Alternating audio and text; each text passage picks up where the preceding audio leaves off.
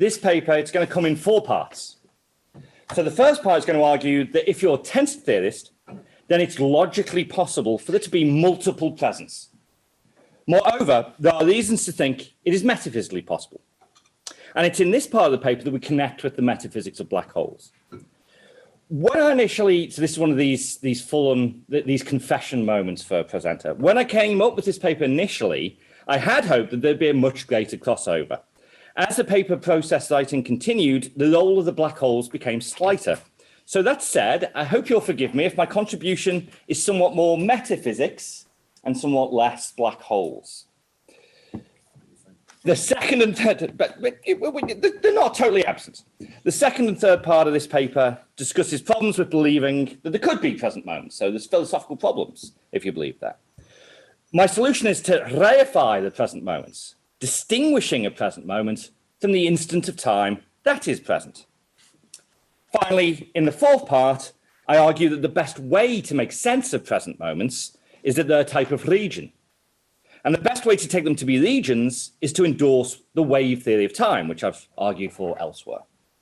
So in short, this paper is an argument for the conclusion that if you're attracted to tensor theories of time, you should favor my preferred theory, the wave theory. Okay, so how would we even start getting our heads around the idea that time is both tensed and yet more than one time can be present? To see how, let's consider the main theories of tensor time: moving spotlight theory, presentism, and glowing block. And it's quite easy to see how multiple moments might be special given moving spotlight theory. As it is standardly understood, moving spotlight theory says that one slice of space-time is special, namely the metaphysically privileged moment, the metaphysically privileged present slice. So it's easy to see then why there might be multiple present moments. Simply imagine that multiple slices have that property of being metaphysically privileged. It's also possible to understand there being multiple present moments even if presentism is true, at least under one disambiguation of what presentism might mean. Consider 2 competing definitions of presentism. 1, that every concrete existence is present simpliciter, and 2, that every concrete existence is not temporally separated from anything else that exists. At worlds with just one present moment, 1 and 2 end up being equivalent. If an instant in 2022 AD, call it T 2022, is present, then there exist things like King Charles, Nikk Effingham, Kate Bush. Those things would be present simpliciter. All exist simultaneous with one another, thus 1 and 2 are both true. But there can be cases where 1 is true and 2 is false. So imagine that in addition to King Charles III, Nikk Effingham, and so on, there's a second collection of things. The things amongst that second collection are those that we'd ordinarily think of as existing back in 1892 AD. For instance, King George V, John Houlding, Pops Foster, and so on. Next, imagine that the things amongst those 2 collections are related to one another by the tenseless relation is temporally removed by 130 years from. So things from either collection are, in existing, metaphysically privileged in a way that things from, say, 1662 AD are not privileged. So it's not unreasonable to add that they're both present. And everything that presently exists, so 1 is true, everything that exists is present, but some things are temporally separated from one another, so 2 is false. So the lesson is that there's at least one definition of presentism whereby there can be multiple present moments. Finally, consider glowing block theory.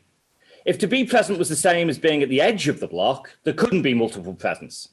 But some glowing block theorists add that the present moment is the locus of change. With but one present, that locus brings concreta into being.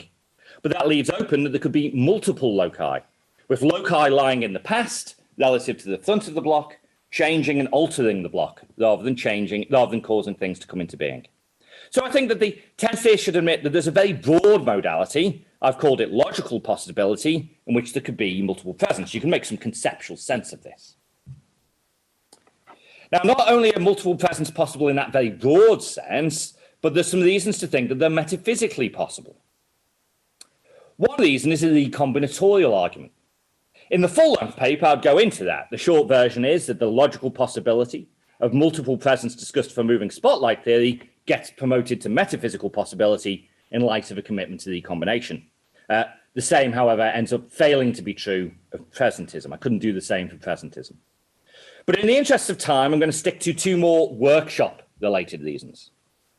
So the first one is time travel. So the possibility of multiple presence may see service when it comes to understanding time travel, specifically when space-time is being deformed to create curves back into the past. This obviously dovetails with the possibility of black holes.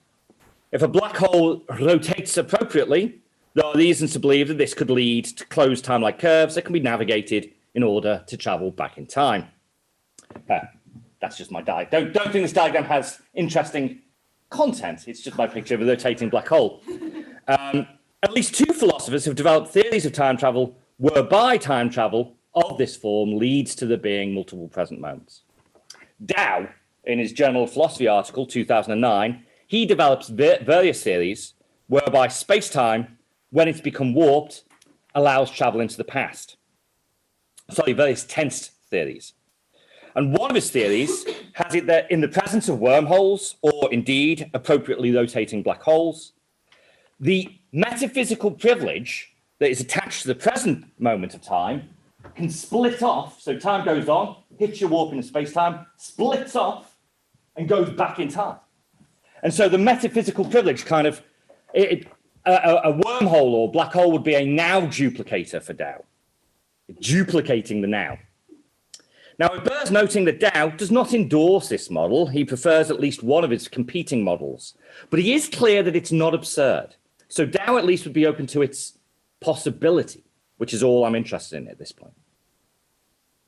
A second philosopher who understands time travel as involving present moments is Goff.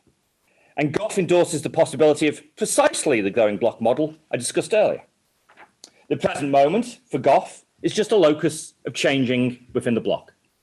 When someone time travels back into the past, the slice that they arrive at goes from being static and non-dynamic to being an additional loci of change. So we get multiple presence again. So there's some support in the literature for the possibility of multiple presence.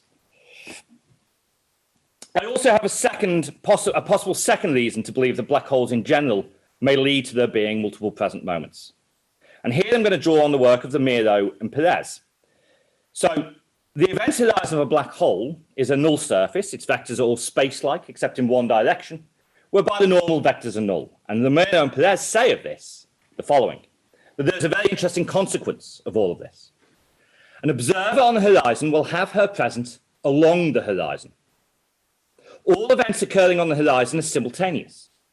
The temporal distance from the observer at any point on the horizon to any point occurring on the horizon is zero. If the black hole has existed during the whole history of the universe, all events on the horizon during such history, for example, the emission of photons on the horizon by infalling matter, are present to any observer crossing the horizon. Now, I had hoped, originally, to make a connection between this feature of black holes and there being or possibly being multiple presence. That an unfortunate person trapped on the event horizon of a black hole, conceived at the start of the universe, may see the rest of the horizon's eternity as being present, sounds very close to what I would need. But, again, in the spirit of confession, I am now far from sure that this can be done.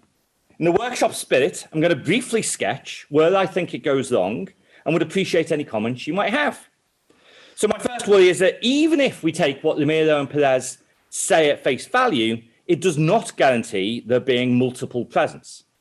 Rather, it guarantees that from the viewpoint of the event horizon, there's one really big, really weird present.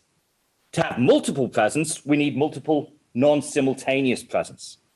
And the events according, if I've got this right, if the events according to the reference frame of the horizon aren't like that at all.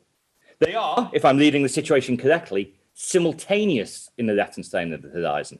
So it's weird, it is weird, but it's not weird in that there's multiple present moments. Now, my physics is far and away too distant from what it needs to be sure of this, but I worry that this is how it seems to be. The second worry is more straightforward and even further beyond my proficiency. So Sengers in 2017 argues that the Miro and Perez's interpretation is simply misguided. If anyone is familiar with that debate, I'd be interested in hearing their opinion, but because that discussion leads me far outside my field of expertise, I will press on. So, if only the Miro and Perez were, one, correct in their interpretation about what happens at the event horizon, and two, that interpretation was best seen as there being lots of presence rather than a singular, very weird presence, we'd have an argument for multiple presence. But as I say, I now strongly and regrettably suspect that either or both of these conclusions are true, conditions are true, and that this motivation for the possibility of multiple presence won't survive into further evolutions of this paper. Nevertheless, I would be interested in hearing your views on my diagnosis of the situation. Okay, so this paper is going to discuss two problems for there being multiple presence. Drawing on work by Spolar and Terengo, this section focuses on the eternal sunshine problem. I then explain how reifying present moments solves that problem. So pick a motivation for time being tensed. For argument's sake, I'm going to assume that time is tensed because it explains some feature of our experience. Clarence Lewis calls it the jerky or whooshy quality of transience. Others simply call it the whoosh and the whiz. I'm going to simply say that our experiences have whoosh. So, for argument's sake, I'm going to assume that there's some experience E that I'm presently having at time t 2022, and that the following is true of it. 3. E has whoosh.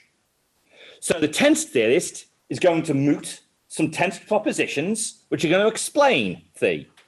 So consider an explanation that would be attractive if only multiple presents were not possible. So we're looking for an explanation for Thee. Let's take the following Thee propositions to jointly explain it. The E exists at T 2022. The 2022 is metaphysically privileged, that it's present, and that there's no other time that is metaphysically privileged or present other than 2020, T 2022. So if we just look at the diagram, we can see that these conditions are met in a world with one present moment. So the event exists, that's present, nothing else is present, the conditions are met. We might think that's what's explaining why my experience is whooshy. But if there's multiple presents, the explanation for Thee cannot be the combination of 4 to 6. Following Spolar and Terengo, imagine a world with two presents, T 2022 and T 1892. 6 is going to be false. 6 is going to be false, but intuitively, even if some instance from 1892 AD was present, why would that mean you're not conscious now? Why would that mean your experiences don't have whoosh? If E has whoosh in a world with but one present moment, then E should have whoosh in a world with multiple present moments. So 6 is too strong.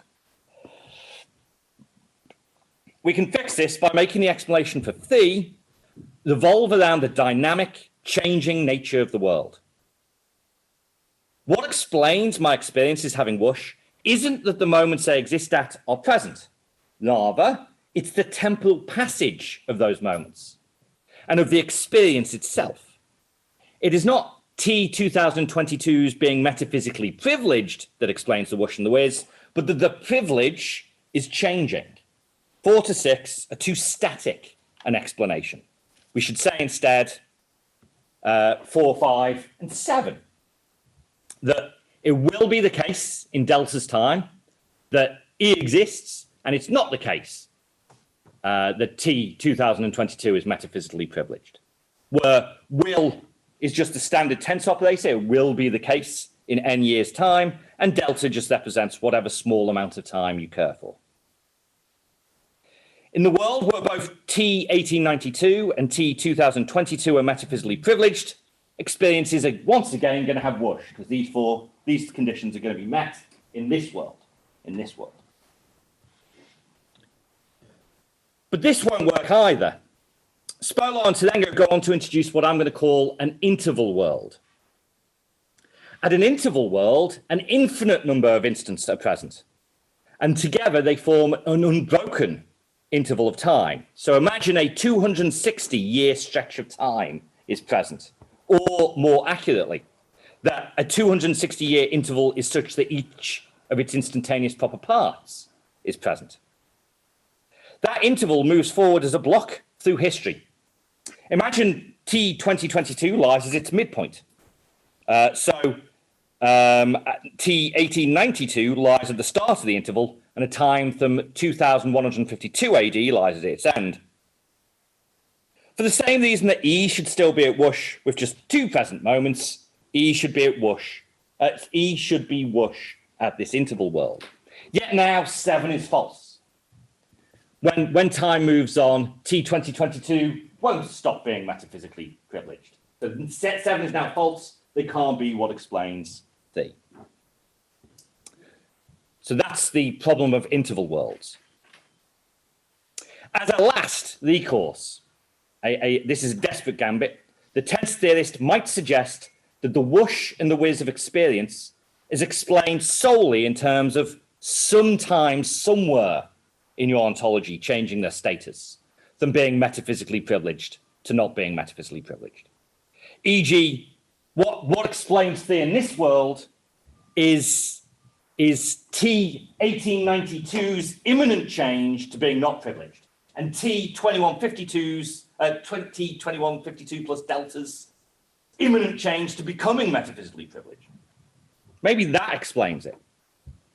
But not only is this implausible, for what does the metaphysical status of instance far removed from T 2022 have to do with explaining my experience of 2022 being whoosh? Just seems intuitively to have nothing to do with it. But we can further consider interval worlds at which every instant of time is present. Call such worlds sunshine worlds. At sunshine world, it always was the case that a given instant was present, and always will be the case that it is present. Moving spotlight theory's spotlight is now so broad that it encompasses all of reality. So the facts about which time are present will never change. Nevertheless, presumably the tense theorist will want to say that E is still whoosh, and now we have the problem of sunshine worlds. So I've argued that we should believe in the possibility of multiple presents, and we cannot abandon thinking that tense theory explains T, since explaining T was just a placeholder for whatever phenomenon it is that the tense theorist thinks tense theory explains. Thus, you do need an explanation for T that works even at interval worlds, that works even at sunshine worlds. Okay, so let's move to the solution. So this can be done. So that's Bolon Tsedengo's challenge. Let's move to a solution. Sunshine worlds look as if no facts about metaphysical privilege are changing. This is an illusion. Compare it to the following scenario. Imagine a series of disks attached to a wall, such that each disk can freely spin. The disks are each colored differently. The first is entirely white, but for a single black line from its center to its edge. The second is entirely white, but for 2 such black lines. The third has 3 such lines, and so on.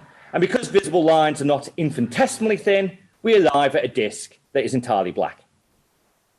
Imagine the disks are slowly rotating. The rotation would be visible to you in all but the last case. In the last case, it would be apparently immobile. At least it would if we imagined that the disk did not wobble when in motion, had a hue that was sufficiently homogeneous across the entire surface, and so on. It would change, but you would be mistaken about it being static. Next, imagine that you tried to explain the rotation of the disk without mentioning the disk or its parts, and instead referred only to the regions of space that the parts of the disk occupied and the colours instantiated at those regions. I should note that, by the way, if you're a bundle theorist, that would be your actual explanation. For all but the last disk, we could cobble together such an explanation. Consider the first disk. At one time, some regions of space have white instantiated at them, and one region has black instantiated at it. At a later time, the region that has black instantiated at it has changed. Similar applies to the other disks until we get to the final disk. In the case of the final disk, whether it is rotating or not, every salient region of space has black instantiated at it at all times. So we cannot use facts solely about which regions of space have properties instantiated at them to explain the rotation of the final disk. By extension, we should deny that such facts explain the rotation of the earlier disks. To explain the rotation, we must add in additional facts, namely facts about the parts of the disks that occupy those spatial regions. That one sliver of a disk exactly occupies one region of space at one time, and then exactly occupies a different region of space at another time. They're the facts that ultimately explain that the disk is rotating. That's what's doing the work. So that's the disk case. So now consider Sunshine World. The conceit behind 4, 5, and 7 explaining phi was that it was the dynamic changing of the present that explained phi. 5 and 7 only mention instants of time and the properties instantiated at them, namely the property of metaphysical privilege. Instants are just regions of time. So 5 and 7 leave us trying to explain the dynamic change of the world in its presentness only by reference to regions of time and what properties are instantiated at them, which is going to fail for the same reason that in the disk case, we tried to explain the rotation by reference just to regions of space and the properties instantiated at them. It's always going to be a bum deal. So as we did with the disks, we need additional facts for the Sunshine World. The additional facts in the disk case were facts about the parts of the disk exactly occupying the spatial regions. Analogously then, we should talk about some entity that exactly occupies the temporal instance. To that end, I'm going to deny something that we would otherwise ordinarily believe, that the present moment just is the instant of time that is present. If the present moment is a distinct entity from the interval of time it exactly occupies, we can escape the problem of sunshine worlds and the problem of interval worlds. So start by considering the problem of sunshine worlds. The problem is grounded in the idea that if at any arbitrary time the tense theorist listed all the facts about presentness, those facts would never change. So early in the day, these are the facts that are true about presentness. And when you wait a bit, the same facts are true about presentness. Because nothing changes, nothing can change phi. But having distinguished present moments from the instance of time, this picture is now misleading. Now there exist present moments. Now there exist additional facts that can change. Before returning to the sunshine world, consider how the world would standardly be on such a picture. That is, if it only had one present moment rather than multiple. So the present moment is a reified entity, distinct from the instance. So call it pi1. In 1892 AD, what are the facts? Well, pi1 is metaphysically privileged, and pi1 exactly occupies T 1892. 130 years later, the facts have changed. Pi1 is still metaphysically privileged, but it now exactly occupies T 2022. As time moves on, the present moment moves forwards. The facts change. So let's go back to the sunshine world. At a sunshine world, there are infinitely many present moments, pi1, pi2, pi3. At different times, different present moments exactly occupy different instants. So consider the time at which, for all n, pi n exactly occupies Tn. The facts are going to be this. Pi 2021 exactly occupies T 2021. Pi 2022 exactly occupies T 2022, and so on and so forth. But one unit of time later, the facts have changed. Because 1 unit of time later, this is now true. Pi 2021 exactly occupies T 2022. Pi 2022 exactly occupies T 2023. The facts have changed about the present moments. And they'll change and keep changing for all eternity. So even at the sunshine world, there are changing facts about presentness, insofar that there are changing facts about where the present moments are. So sunshine worlds are different from tenseless worlds. They are dynamic, they're not static. They are fundamentally changing, they're not changeless. They can do the work they're needed to do. So what do we need to do to explain phi? Well, the proposed explanation that didn't work was this. What we do is we drop that and we replace it with this. So what explains it? It's that E, my experience, exists at 2022 plus delta. there's some present moment, pi, that exactly occupies 2022, and in delta's time, it's going to have moved on to occupy 2022 plus delta, and it will no longer occupy 2022. Of course, in the sunshine world, some present moment is going to occupy 2022, but not pi, and that's all that we care about. And plausibly, 4, 8, 9, and 10 explain phi. And the same lesson applies to interval worlds that are not sunshine worlds.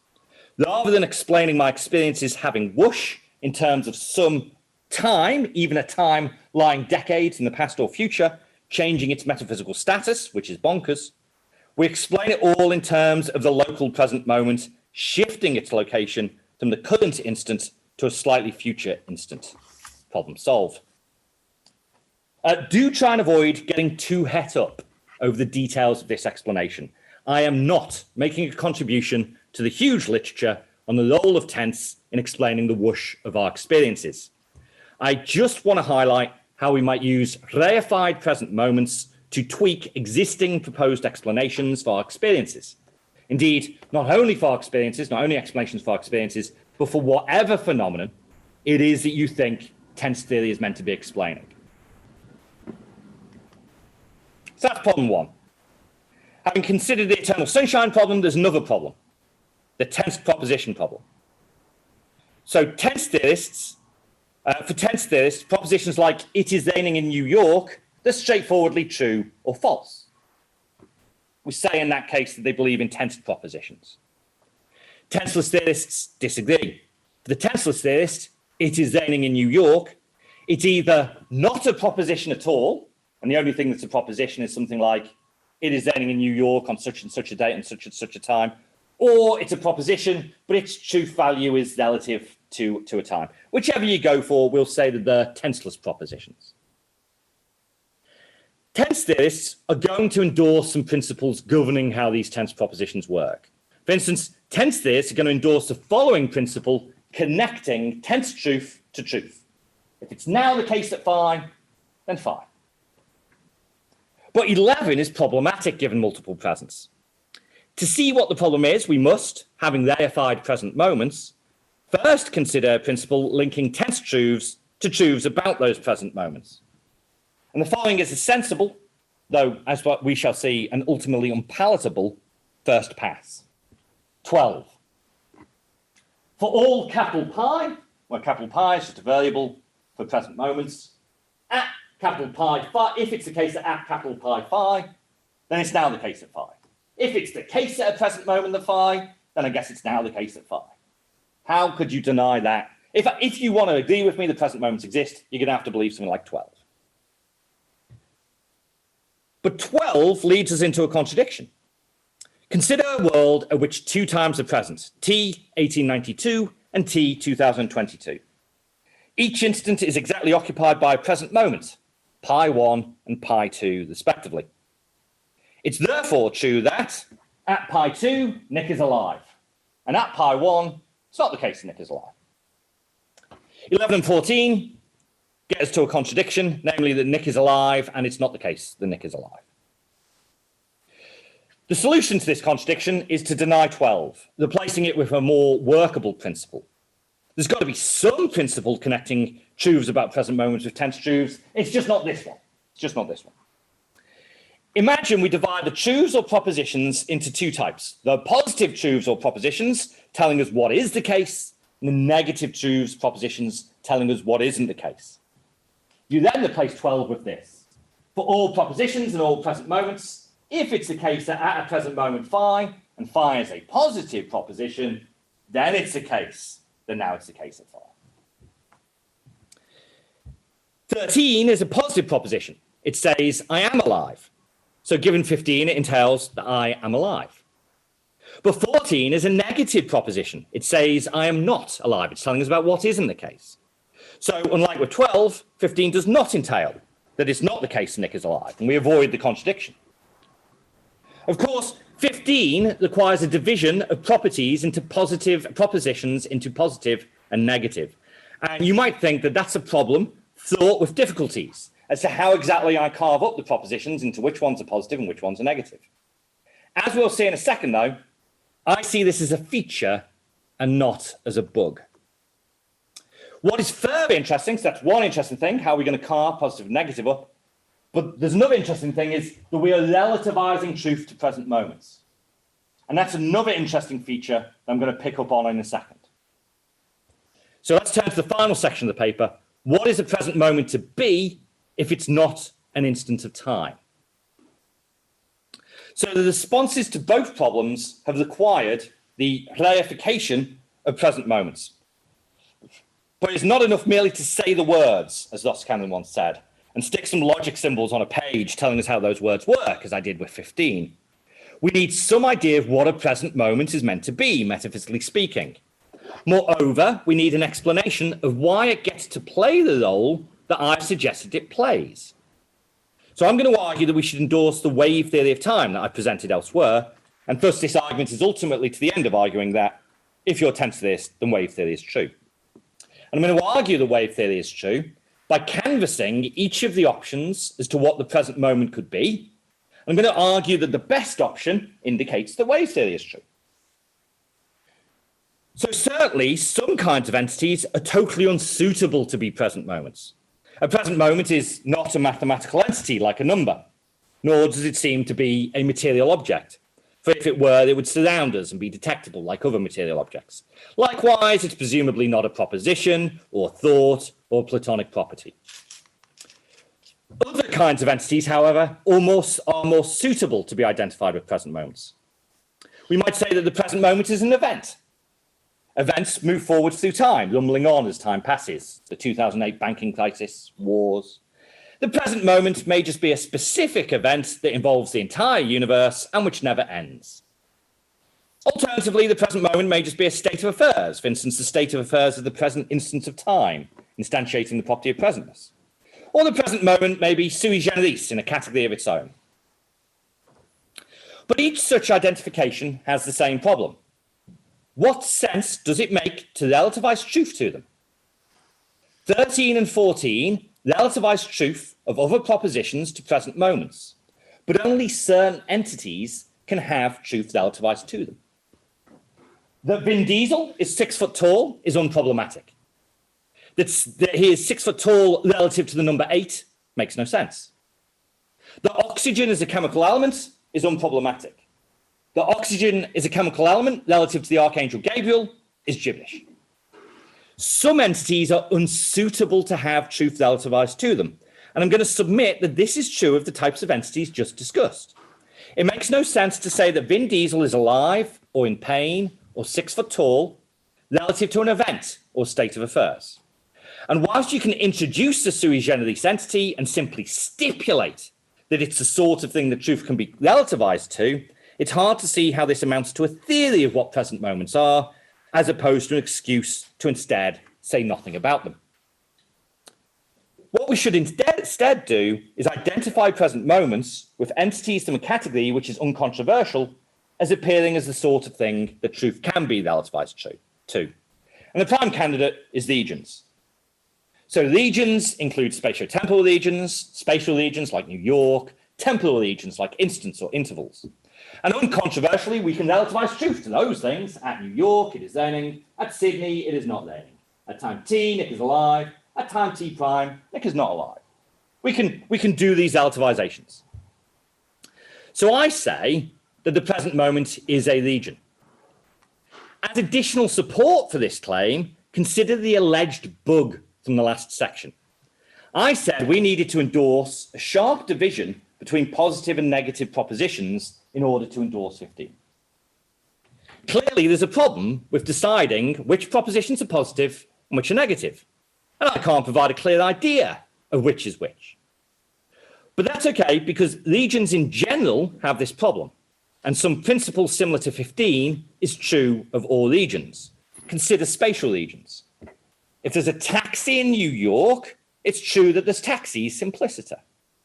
But just because there are no pyramids in New York does not mean that there are no pyramids. So some principle like 15 is true of spatial regions, and we're going to again need that principle to respect the division of positive propositions, e.g. there are taxis, and negative propositions, e.g. there are no pyramids. But there is a problem with me identifying the present moment with a legion.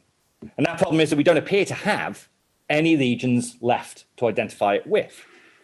I've been adamant that the present moment is not the instant of time that is present. Have we got 5 minutes? We start a bit late, didn't we? Yeah. So I've been adamant that the present moment is not the instant of time that is present. And if it's not that legion, then what legion could it be? And it's here that in steps wave theory. So first, let me sketch the theory. So the idea is that as with eternalism, so here's eternalism, there eternally exist four-dimensional hunks of matter. However, wave theory says that these four-dimensional objects are not identical to commonplace objects. So those things aren't dinosaurs and Napoleon or Josephine or Nikk Effingham. Instead, when the instantaneous temporal parts of those hunks becomes present, those slices start to constitute the everyday object, like Napoleon, like Josephine. In the same way that a lump of clay constitutes a statue. For example, the eternalist pejoratist identifies Vin Diesel with some four-dimensional hunk. The wave theist accepts that such a hunk exists, but denies that the hunk is Vin Diesel. Rather, when a slice of that hunk becomes present, that slice constitutes Vin Diesel. And when no such slice is present, Vin Diesel does not exist. Thus, eternalism is false, because according to the wave theist, Napoleon doesn't exist, dinosaurs don't exist, outposts on Mars don't exist. What we say about the hunks and the everyday objects, we can say about the instance of time and the present moment. Instants of time, like hunks, are temporally immobile. From the God's eye view of existence, they don't go anywhere. Wherever in space-time a given instant is, it is forever. And similarly for intervals. If 1066 AD lies between 1065 AD and 1067 AD, it's always going to be there. But when an instant of time becomes present, just as with the hunks, those instants constitute something distinct from themselves, namely the present moment. And in cases where multiple instants of time are present, multiple instants will constitute their own distinct present moments. Just as the standard constitution theorist thinks that a statue is in the same place as a lump of clay, the two things in the same place at the same time, the wave theist believes that there can be two distinct regions in the same place at the same time, i.e. a temporally immobile instant of time and a temporally mobile present moment. So consider T 2022. You might endorse this principle for all legions. If it's for all legions are exactly located in themselves. And I'm going to endorse 16. So T 2022 exactly occupies T 2022. So when T 2022 becomes present, given wave theory, it constitutes the present moment, pi. And because constituted things exactly occupy the same region that the thing that constitutes them does, so the statue has to be in the same place as the lump, the present moment has to be in the same place as T 2022. Then the present moment exactly occupies T 2022.